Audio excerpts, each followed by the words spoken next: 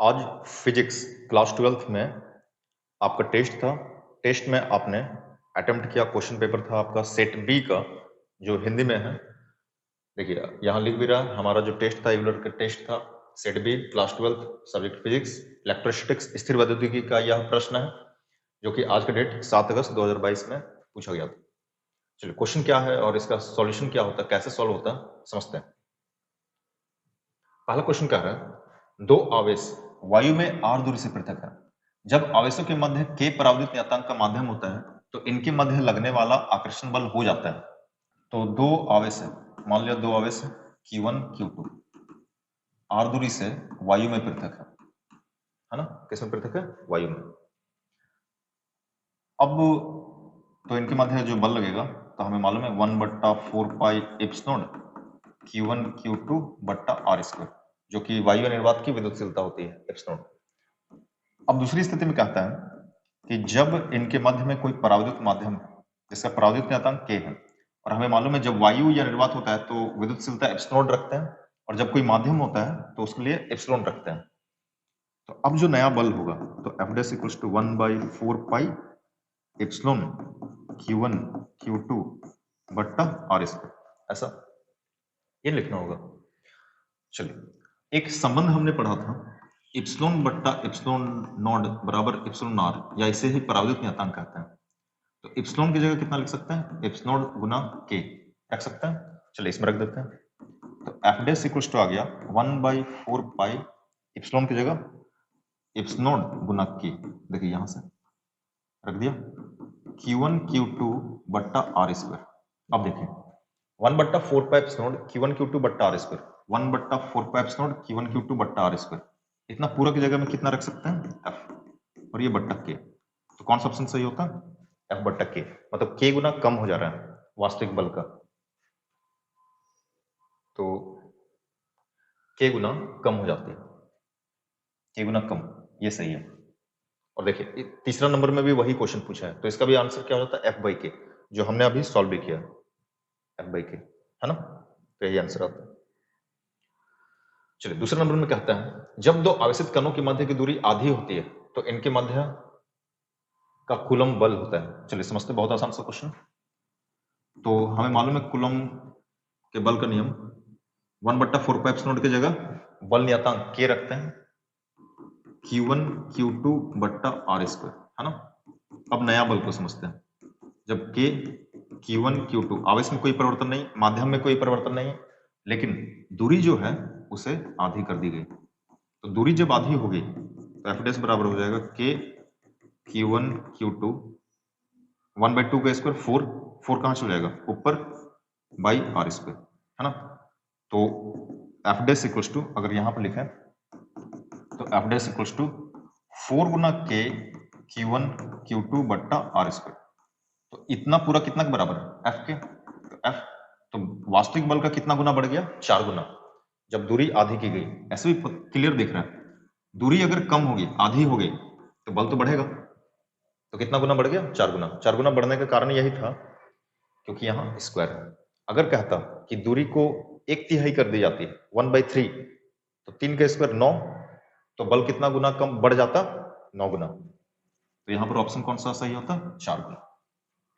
चलिए अगला क्वेश्चन क्या कहता है, ये क्वेश्चन तो अभी जस्ट हमने सॉल्व किया, F/k हो जाएगा। जब इनके मध्य यहाँ इनके होता परावर्तित नियतांक का परावर्तित माध्यम रखा जाता है तो नया बल k गुना कम हो जाता है। चलिए अगला क्वेश्चन क्या कहता है, चलिए ये अच्छा क्वेश्चन है। 3 आवेश +4q कैपिटल Q और स्मॉल q L लंबाई की एक सीधी रेखा में क्रमशः 0 L/2 और L दूरी में रखा गया, तो कैपिटल Q का मान क्या होना चाहिए जिससे स्मॉल q पर परिणामी बल 0 होगा। चलिए समझते हैं। तो क्या क्या आवेश है, 4q q स्मॉल q, तो आवेश है 4q q और स्मॉल q, L लंबाई की दूरी में रेखा में पृथक है, तो इनके मध्य का दूरी हो गया L/2 में रखा गया है, यहां से यहां का, और यहां से यहां भी कितना हो जाएगा, L/2 हो जाएगा। तो प्रश्न में कहता है कि कैपिटल Q का मान क्या होना चाहिए जिससे स्मॉल क्यू पर लगने वाला परिणामी बल का मान शून्य है।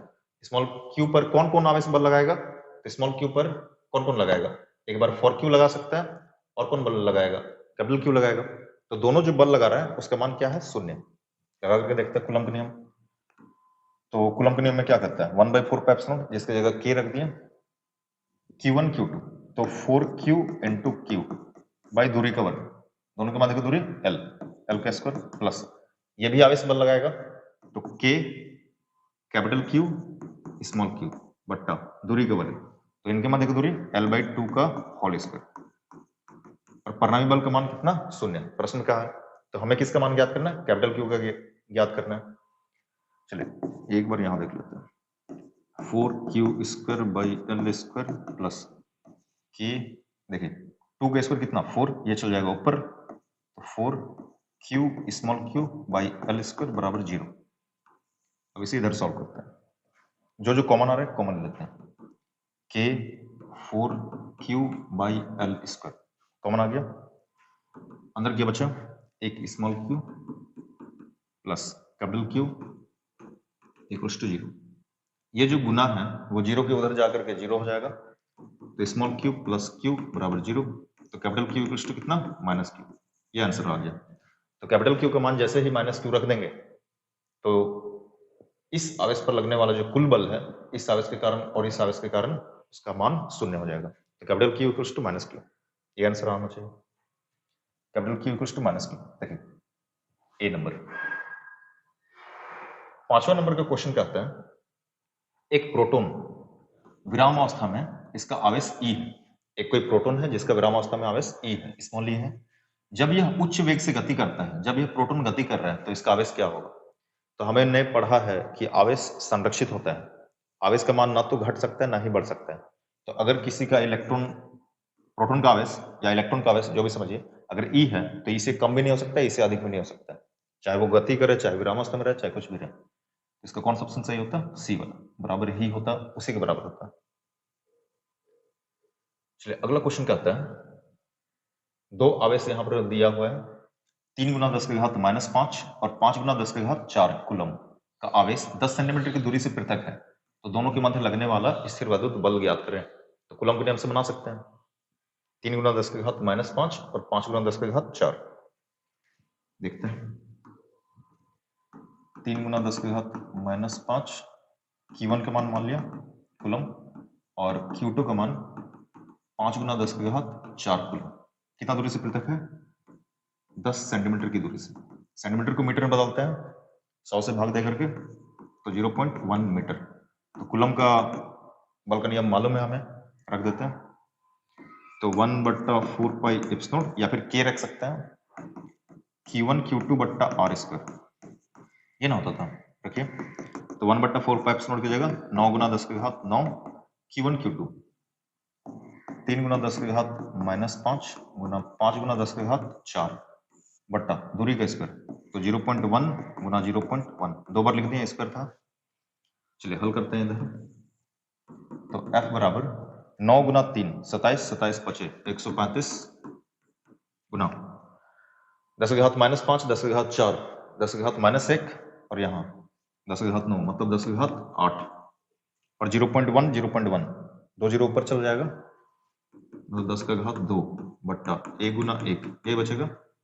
F बराबर बच गया 135 गुना 10 का घात 10, इसी को लिख सकते हैं, अगर पॉइंट लगा दें 13.5 गुना 10 की घात 11, है ना? तो कौन सा ऑप्शन सही होता है? ये 13.5 गुना 10 की घात 11, ये ना आ जाता, ये सही आंसर आ जाता। चलिए 7वां नंबर में क्वेश्चन में कहता है, 1 मीटर दूरी से पृथक दो आवेशों के मध्य लगने वाला न्यूनतम बल होगा। तो दूरी बता दिया, 1 मीटर का दूरी, आवेशों के मध्य लगने वाला न्यूनतम बल, तो न्यूनतम आवेश होगा तब तो न्यूनतम बल होगा, और दूरी तो निश्चित कर दिया है 1 मीटर। तो सबसे न्यूनतम आवेश का मान क्या होता है? E। इलेक्ट्रॉन का जो आवेश है, एक इलेक्ट्रॉन का आवेश, इससे न्यूनतम आवेश संभव ही नहीं है, क्योंकि इलेक्ट्रॉन को हम लोग टुकड़ा नहीं कर सकते हैं और छोटा तो नहीं कर सकते हैं, तो सबसे कम मान कितना होगा? E, और यहां पर भी E। तो न्यूनतम बल क्या हो जाएगा? F इक्वल्स टू K, जो कि प्रावधिक जो कि बल नियतांक कहते हैं हम लोग, और Q1 Q2 बट्टा आर स्क्वायर, तो Q1 की जगह भी ई बट्टा आर का स्क्वायर, तो F बराबर के ई स्क्वायर बट्टा 1 मीटर के स्क्वायर, तो F बराबर कितना आ गया के ई स्क्वायर। कौन सा ऑप्शन सही है? ये वाला। चलिए 8वां नंबर का क्वेश्चन कहता है r दूरी से पृथक आवेश Q1 और Q2 के मध्य कितना न्यूटन का बल लग रहा है? 25 न्यूटन का। अगर इस बल को घटाकर कितना न्यूटन कर दिया जाता है? 5 न्यूटन किया जा सकता है, तो आवेशों के मध्य की पृथक्करण दूरी कितनी होगी? तो दो आवेश है Q1 Q2, पहले बल लग रहा है कितना? 25 न्यूटन का, कुछ दूरी से पृथक था। अगर अब बल को कर दिया 5 न्यूटन, तो दूरी क्या हो गया? बढ़ गया होगा, बढ़ा होगा, तब ना बल घट गया, 5 न्यूटन कर दिया गया, तो दूरी क्या होगी? याद करते हैं, चलिए। तो Q1 Q2 दो आवेश, इनके मध्य थी कुछ दूरी, मान लो r, और इनके मध्य जो था बल लग रहा था वो था 25 न्यूटन, है ना। अब क्या बोला? अब Q1 Q2 वही है, तो अब हम लोग को दूरी ज्ञात करना है। तो Q1 Q2 बल लग रहा है अब 5 न्यूटन, तो अब दूरी क्या है? तो x, इसी का मान ज्ञात करना। चलिए करते हैं। पहले था सूत्र से कूलम के नियम से 25 न्यूटन ये बल हो गया, बराबर के Q1 Q2 बट्टा आर स्क्वायर, 1 मीटर मिल गया, बल रख दिया 25 न्यूटन। अगला स्थिति में बोल रहा है कि बल हो गया भैया 25 के जगह 5 न्यूटन, तो 5 हो गया के, आवेश तो वही है Q1 Q2 बट्टा x, नहीं मालूम कितना दूरी पर रखा कि 5 न्यूटन आ गया। इसको मान लिया समीकरण 2, दोनों को भाग दे दें। जब भी तुलना करना रहता है सबसे बेहतर है भाग दे दीजिए। तो 5 25 25, Q1 Q2 कट गया, के ये भी कट गया, तो 5 बराबर आ गया, देखिए 1/r स्क्वायर बचा, एक बार अगर लिख लिया जाए 1/r स्क्वायर, और बट्टा में है फिर से 1/x स्क्वायर, इसको लिख सकते हैं 1/r स्क्वायर गुना x स्क्वायर बट्टा 1, तो 5r स्क्वायर, r स्क्वायर इधर बट्टा में था, गुना हो गया, बराबर x स्क्वायर। तो x बराबर कितना? तो x बराबर √5r स्क्वायर, स्क्वायर इधर आ गया, तो x बराबर √5 और r स्क्वायर का r, तो √5r ये हो गया। तो बनाया कैसे हमने? तो 25 न्यूटन जब बल लग रहा था, एक समीकरण बना लिया, बाद में कहा कि 5 न्यूटन बल लग रहा है, उसके लिए एक समीकरण बना लिया, दूरी ज्ञात करना था, उसकी जगह x रख लिया, तुलना करने के सबसे आसान तरीका, भाग दिया, हल किया, आंसर तो आ गया √5r। कौन सा? ये सही होता है। चलिए अगला क्वेश्चन कहता है, एक विलगित शंकु आकार धात्विक चालक, एक शंकु आकार का विलगित धात्विक चालक धनावेशित है, इस पर पृष्ठ आवेश घनत्व होता है। तो हमने पढ़ा है पृष्ठ आवेश घनत्व सिग्मा बराबर होता है आवेश प्रति इकाई क्षेत्रफल, तो क्षेत्रफल का मान जितना कम होगा पृष्ठ आवेश घनत्व उतना ज्यादा होगा। तो कहां पर क्षेत्रफल सबसे कम होगा? तो जहां पर नुकीला बिंदु है, तीक्ष्ण बिंदुओं की क्रिया, कोरोना विसर्जन करके हमने पढ़ा है। तो जहां पर नुकीला बिंदु है, नुकीला सतह है, यहाँ पर आवेश का मान यानी कि पृष्ठ आवेश घनत्व सबसे ज्यादा होगा क्योंकि क्षेत्रफल कम है। तो शीर्ष पर पृष्ठ आवेश घनत्व का मान महत्तम होगा, शीर्ष पर, यहाँ पर सब जगह समान नहीं होगा इसलिए। चलिए अगला क्वेश्चन क्या रहा है, क्वेश्चन नंबर 10, विद्युत क्षेत्र ई सदिश में एक इलेक्ट्रॉन द्वारा इसके भार mg के समान स्थिर विद्युत बल लगता है। तो हमने पढ़ा है E बराबर होता है F बट्टा Q, तो F बराबर क्या हो जाता है QE। अभी यहाँ जो आवेश है वो हो गया E, स्मॉल e और E, और ये जो बल है वो किसके समान है? भार के समान है। कह रहा है विद्युत क्षेत्र E में एक इलेक्ट्रॉन का आवेश कितना हो गया? E, स्मॉल e मान लिया, द्वारा इसके भार mg के समान स्थिर विद्युत बल लग रहा है। तो ये जो स्थिर विद्युत बल है ये इसके भार mg के समान है, तो E का परिमाण है, तो E को निकाल दीजिए यहाँ से, E बट्टा में आ जाएगा, तो mg बट्टा स्मॉल e, तो विद्युत क्षेत्र का परिमाण mg बट्टा स्मॉल e, देखिए सी नंबर सही होगा। और कुछ क्वेश्चन था, देखिए समझते हैं। यहाँ आवेश का क्वांटीकरण से क्या समझते हैं? तो हमने पढ़ा है कि आवेश का क्वांटीकरण क्या कहता है? Q बराबर प्लस माइनस Ne। किसी भी वस्तु का आवेश का मान इलेक्ट्रॉन का आवेश का, या तो आवेश का मूल मात्रक जो कि इलेक्ट्रॉन का आवेश होता है उसका पूर्ण गुणज के समान होता है ना। और प्लस माइनस क्यों? क्योंकि इलेक्ट्रॉन अगर चला गया तो धनावेशित, और इलेक्ट्रॉन अगर आ गया तो ऋणावेशित। यही आवेश का क्वांटीकरण। दो विद्युत क्षेत्र रेखाएं परस्पर प्रतिच्छेद नहीं करती है, क्यों? तो दो विद्युत क्षेत्र रेखाएं कभी भी प्रतिच्छेद नहीं करती, क्योंकि प्रतिच्छेद बिंदु पर अगर देखा जाए तो अगर इसके लिए स्पर्शरेखा खींचा जाए तो एक px मिल गया, इस रेखा के लिए अगर स्पर्शरेखा खींचा गया तो py मिल गया। तो हमने एक प्रमेय पढ़ा है कि किसी एक बिंदु से केवल और केवल एक ही स्पर्शरेखा खींची जा सकती है। तो यहां से तो दिख रहा है कि दो, जो कि संभव नहीं है। तो इसलिए दो विद्युत क्षेत्र रेखाएं कभी भी परस्पर प्रतिच्छेद नहीं करती, क्योंकि एक ही बिंदु पर विद्युत क्षेत्र तीव्रता की दो दो दिशा प्राप्त हो जाएगी, जो कि गलत है। एक ही बिंदु से तो एक ही दिशा न मिलनी चाहिए, इसलिए कभी प्रतिच्छेद नहीं करती। हमने नोट्स में भी लिखा है। एक विद्युत द्विध्रुव को समरूप विद्युत क्षेत्र से किसी कोण पर रखने में किया गया कार्य के व्यंजक प्राप्त करें। तो हमने व्यंजक प्राप्त किया था, नोट कॉपी में देखिएगा, -PE cos θ2 cos θ1, इसे ही बनाना है। एक विद्युत द्विध्रुव के कारण इसके विषुवत रेखा पर विद्युत क्षेत्र तीव्रता के व्यंजक प्राप्त करें। तो विषुवत रेखा पर जो ज्ञात कर रहे थे वो कर रहे थे P/4πε0r3। विषुवत रेखा के लिए ज्ञात किया हुआ है, नोट्स में देखिएगा, मिल जाएगा। गॉस के प्रमेय को लिखें तथा आवेशित खोखला गोला के बाहर विद्युत क्षेत्र तीव्रता का व्यंजक प्राप्त करें।